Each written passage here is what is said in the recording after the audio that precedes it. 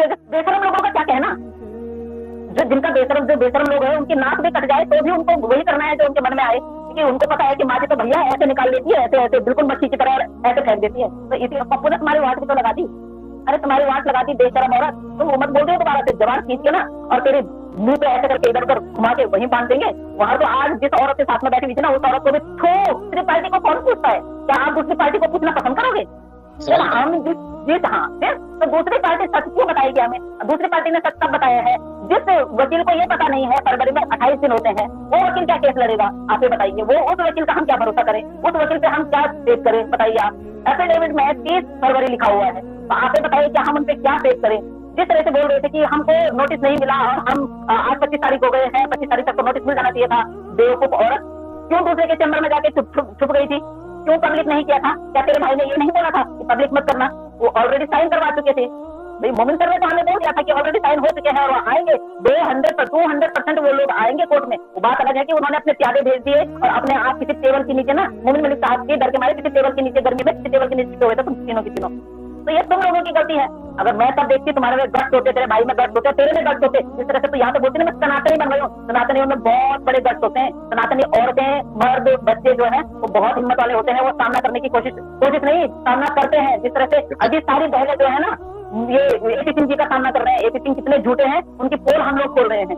तो इस तरह अगर तेरे तू सनातनी बनी होती, तो सच की सनातनी होती ना, तो कोर्ट रूम में जाती, तो इधर उधर नहीं बैठती। क्योंकि तू इतनी डरपोक है, तेरे को डर था कि कहीं भैया जनता ना आई हो और मुझे यहाँ चित्तर न लग जाए। तो चित्तरों के डर के मारे तेरा भाई भी कि भैया मेरी बहन को कहीं चित्तर न लग जाए, इस वजह से वो नहीं आई। तो नहीं तो तुम लोग कोर्ट रूम में नहीं आ सकते थे। तुम लोग माँ जी तो आज पहुंची हुई थी ना, माजी पहुंची हुई थी, इसीलिए तो टेबल के नीचे छुप रखे थे कहीं किसी और दूसरे चैम्बर में, क्योंकि उनको पता है कि माजी तो भैया ऐसे निकाल लेती है, ऐसे ऐसे बिल्कुल मच्छी की तरह ऐसे फेंक देती है। तो इसी वजह से उन्होंने सुन रखा था ना, उन्होंने सुन रखा था कि मैंने आना ही आना है और मैंने इसकी छुट्टियां पकड़ के उखाड़नी है। वो सुना उसने, इसी वजह से तो माजी के सामने नहीं आए। इसी वजह से तो वो क्या बोलते हैं, उसके भाई ने पता नहीं कौन कौन सी गलियों से, कहाँ की गलियों से कैसे कैसे ले गए उनको।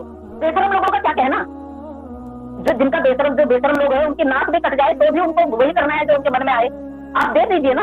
निर्भया के केस में इतनी बदनामी हुई, इसमें कम बदनामी हो रही है, लेकिन फिर भी मतलब बंदा इतना मजबूत है कि मेरे को ऐसा काम करना ही है, तो करो भैया। अगर तुम्हें अपनी इज्जत का परवाह नहीं है, इज्जत की परवाह, जबकि आप जो 30 तारीख को केस लगा हुआ है उसमें जाइए। आप ये कह रही थी कि पप्पू कान डांस काला, पप्पू डांस नहीं कर सकता, पप्पू नाच नहीं सकता। ये पप्पू जो है, ये अगर मोमिन सर को बोल रही थी तो पप्पू ने तुम्हारी वाट भी तो लगा दी। अरे तुम्हारी वाट लगा दी बेशरम औरत, तुम उसके सामने मुंह दिखाने लायक नहीं हो। तो पप्पू कान डांस काला मत बोल, ये बोल तेरा भाई ना सामना नहीं कर सकता है, तू सामना नहीं कर सकती है। पप्पू ने जो करना था ना, बजरंगी भाईजान है, वो पप्पू मत बोल रही दोबारा से, जवान खींच के ना और तेरे मुंह पे ऐसे करके इधर उधर घुमा के वहीं बांध देंगे। वहां आके अगर पप्पू लप्पू जप्पू बोला तो लप्पू तेरा है, ठीक है। और ये इस तरह की भाषा का प्रयोग करेगी ना, तेरे को कितना अधिकार दिया भाई हमारे यहाँ के? तू किसी भी व्यक्ति का, किसी भी, चाहे वो लोकल ही कोई बंदा है, किसी की भी बेइज्जती करने का तेरे को अधिकार नहीं है। और तो आज जिस औरत के साथ में बैठी हुई थी ना, उस औरत को भी जो औरत तेरे सामने बैठी हुई थी, तेरे एक उसके सब्सक्राइबर बढ़ाने के लिए, और तू जरा सी उसको कर रही थी, वो रघुपुरा की औरत थी। अरे रघुपुरा के लोगों शर्म करो, पराशर सर इतने नामी ग्रामी है, उनको तक कितना धमकी दे दिया है, उनको तक कितने एलिगेशन लगा दिया है कि ये मुझे मानसिक, शारीरिक और आर्थिक प्रताड़ित कर रहे हैं। तो क्या आप लोगों को लगता है कि पराशर सर इस जैसी औरत के पास जाएंगे? क्या उनके घर में वाइफ नहीं है, उनके घर में बच्चे नहीं है? इस जैसी बाजारों औरत के पास जाएंगे वो, और इस जैसी बाजारों औरत के पास जाएंगे वो, तो उनके लिए क्या दूसरी औरतें मर गई हैं? तेरे पास 36 तेरे पास आते हैं और तेरे पास पराशर सर आएंगे। मैं नीचे से सुन रही थी जब पराशर सर कह रहे हैं, इसलिए मैं आपको एक्सप्लेन कर रही हूँ, क्योंकि आपको तब समझ नहीं आया था। आर्थिक में तो क्या आर्थिक तेरे को क्या परेशान कर सकते हैं? उनका पूरा खानदान लॉयर है, उनका पूरा खानदान जो है लॉयर है, उनका बेटा भी लॉयर है, उनके फादर भी लॉयर है, उनके ब्रदर भी लॉयर है।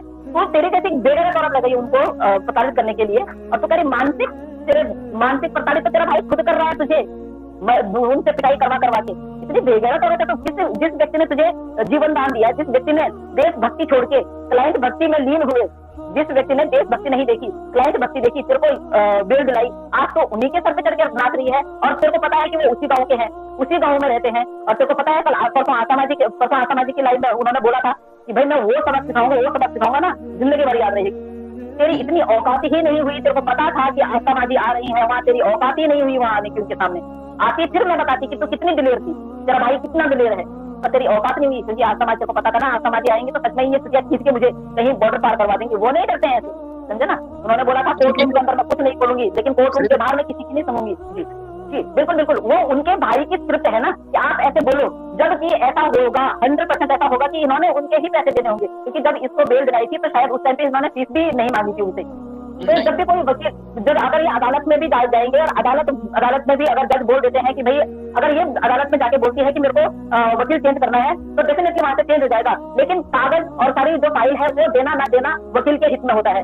क्यों होता है? क्योंकि अगर वकील का इन्होंने कुछ लेना देना रह गया है तो वकील अपनी मर्जी से देगा, जब वकील का ये हिसाब किताब पूरा खत्म करेंगे। जब तक वकील का हिसाब किताब खत्म नहीं हुआ है तो उसके बाद अदालत भी नहीं बोलती है। अदालत उनको उससे हटा सकती है, उस केस से। और अदालत ये नहीं कर सकती है कि आप इनके कागज दो। अगर तुम्हारे में इतनी औकात और हिम्मत थी तो आप कोर्ट से उनकी कॉपी ले सकते थे। कोर्ट में कॉपी होती है तो कोर्ट से ले लेते।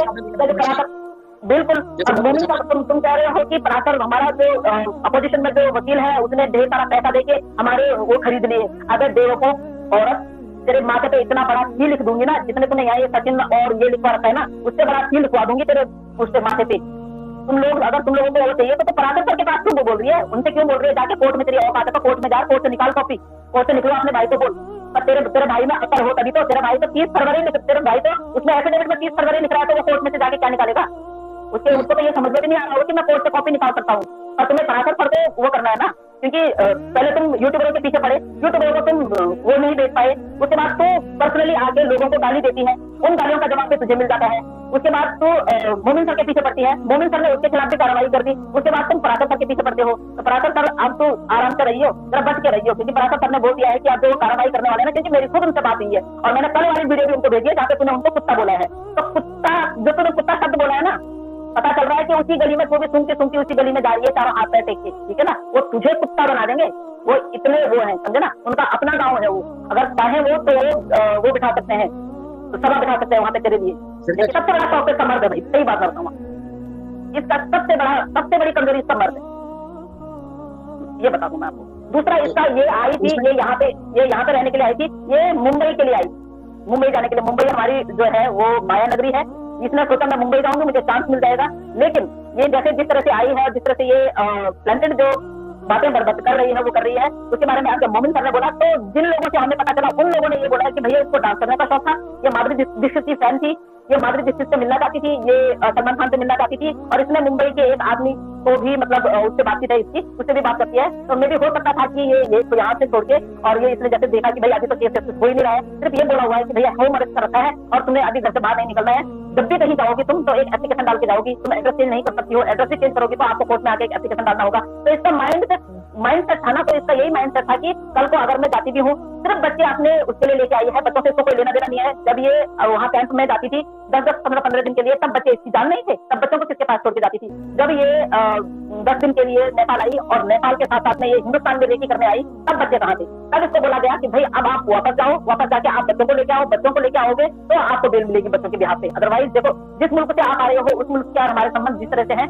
तो बहुत सारी महिलाएं हैं जो अभी अंदर हैं। और इसके मैं बता रही हूँ, अगर ये अंदर चली गई तो बहुत कुटने वाली है वहाँ, क्योंकि वो महिलाएं बोलेंगी कि हम जो सीधे उसमें पन में आए, हमें तो अंदर कर दिया, हमें 3-3 साल 4-4 साल हो गए हैं, हमें बाहर का दरबार से दर्शन नहीं हुए, और तो इतनी अयाती करके आई है। तो ये बहुत कुटने वाली है अंदर जाके भी उन महिलाओं। एक सिंह जी ने बोला होगा कि भैया देखो, आप पहले जो भी आपका शौक है वो करो, आप यूट्यूब चैनल खोलो, यूट्यूब चैनल खोला तो फटाफट से इसको आप देखिए ना। इसलिए अभी तो ये वहाँ के किसी लोकल इंसान, किसी लोकल पड़ोसी से लड़ी, तो इसने उनको बोला मेरे से मत टकराओ, मैं तो छींक भी मारती हूँ, वो भी वायरल हो जाती है। मतलब ये इस तरह की धमकी देती है अपने पड़ोसियों को, मैं तो छींक भी मारती हूँ तो वो भी वायरल हो जाती है। इसकी लड़ाई बहुत हुई पड़ोस में, बहुत लड़ाई हुई पड़ोस में, सुनने में आया। तो इसको देख के लोग वैसे भी डरते हैं, पता नहीं क्यों डरते हैं, मुझे समझ में नहीं आता है। बेगैरत लोग हैं जो डरते हैं। रघुपुरा वाले 2 मिनट लगते थे भाई, बाहर निकालने में कितना टाइम लगता था।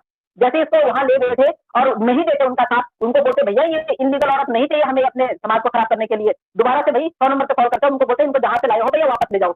बच्चों को बच्चे उसी टाइम पे रिपोर्ट हो जाते हैं। लेकिन कुछ लोग होते हैं ना अय्याश लोग, जिनको फ्री में ड्रामा देखने को मिल जाता है, जिनको फ्री में वो देखने को मिल जाता है, नाच देखने को मिल जाता है, ठुमके मिल जाते हैं, तो उन जैसे लोगों ने इसको सपोर्ट कर रखा है। बाकी और टोटली मैंने कल भी इसकी वीडियो देखी और आज भी मैंने इसकी वीडियो देखी, तो टोटली वही लोग होते हैं जो इसको बोलते हैं भाई भाभी आप बहुत सुंदर लग रही हो, भाई भाभी आपकी जैसी वाइफ हमें भी चाहिए, चाहे उनकी खुद की वाइफ घर में भूखी मर रही हो लेकिन उनको इसके जैसी चाहिए नाचने वाली। तो भैया तुम्हें कमाने वाली चाहिए तो तुम इसी को, जो अपनी वाइफ है उसको ही ढंग से रखो।